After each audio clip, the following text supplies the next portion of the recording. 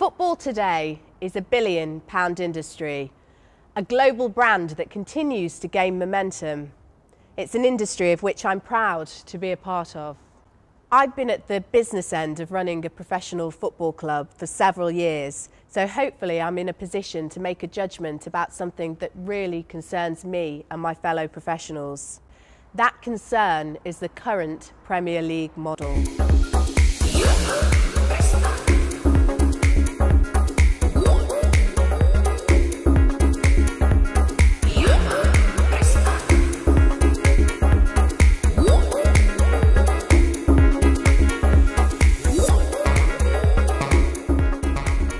I and many of the football family worry that the top tier has lost its integrity.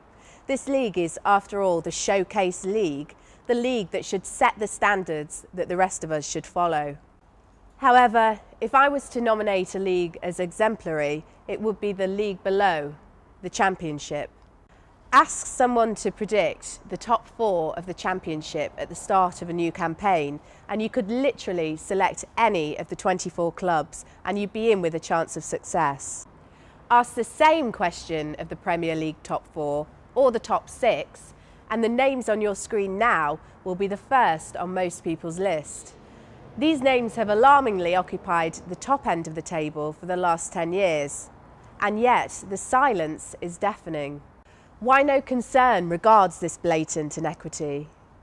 I really feel for newly promoted clubs like Leicester, Burnley, QPR, who are dealt an unplayable hand.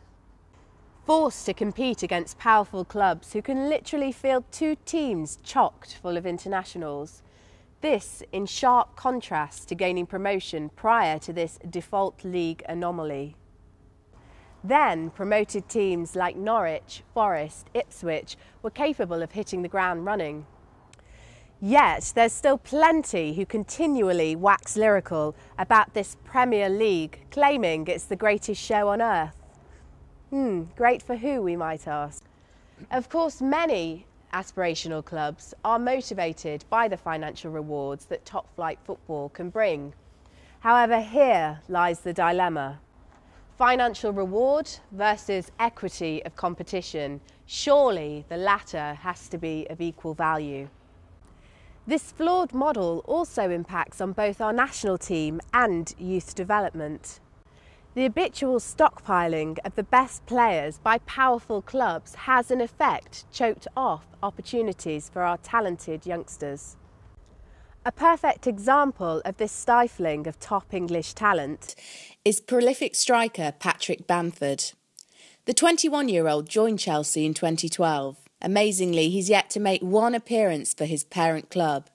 Yet he's gone on to score an impressive 40-plus goals whilst out on loan, notably scoring against current champions Man City in Middlesbrough's 2-0 away win in the FA Cup.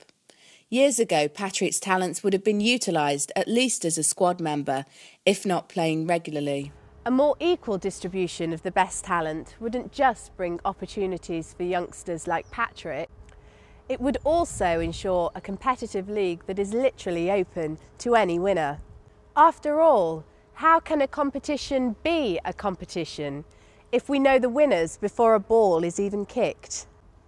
It's perhaps no coincidence that when clubs like Sheffield Wednesday, Norwich, West Ham, Leeds United were in the top four or winning the league, the England team excelled. Once again suggesting a correlation between a competitive top flight and success for our national team. Go back to our only World Cup triumph of '66 and consider this. West Ham contained three of the stars of that World Cup, in Bobby Moore, Martin Peters and hat-trick hero Geoff Hurst. Amazingly, West Ham that season finished below halfway in the old First Division, again demonstrating how equally players were once distributed throughout the league. Today, the only place you're likely to find World Cup winners is at one of the top four clubs. To be more precise, two clubs, Chelsea and Arsenal. So that competitive equity has always been critical regards any success our national team has enjoyed. Without it, we'll see more Brazil 2014 disasters. Encouragingly, we're starting to hear some rumblings of disquiet regards the conspicuous absence of young players at top clubs. However, laying the blame at individual clubs or even managers is not identifying the root cause. They merely work within the parameters of this poor league structure. Managers, in the main, look no further than survival for themselves, such is the tenuous nature of their job. Of course, we all welcome world-class footballers to this country.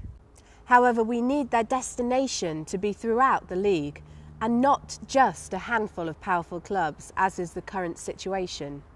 So we are where we are. What about the future? More of the same? Many would certainly settle for that.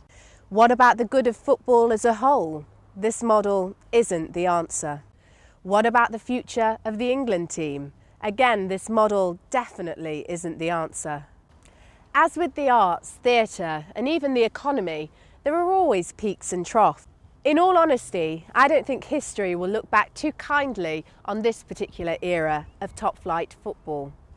The evolution of our beautiful game will require someone to think beyond the price of TV rights. That person or group will need to consider the restoration of healthy competition. Despite this regrettable default league anomaly, I'm ever the optimist and will conclude on a positive note. I'm sure you'll recall a certain revered pundit once making a remark that still haunts him to this day. His infamous quote was, "You can't win anything with kids." Ironically, that 95-96 season, Man United achieved the double with a squad that contained Fergie's fledglings.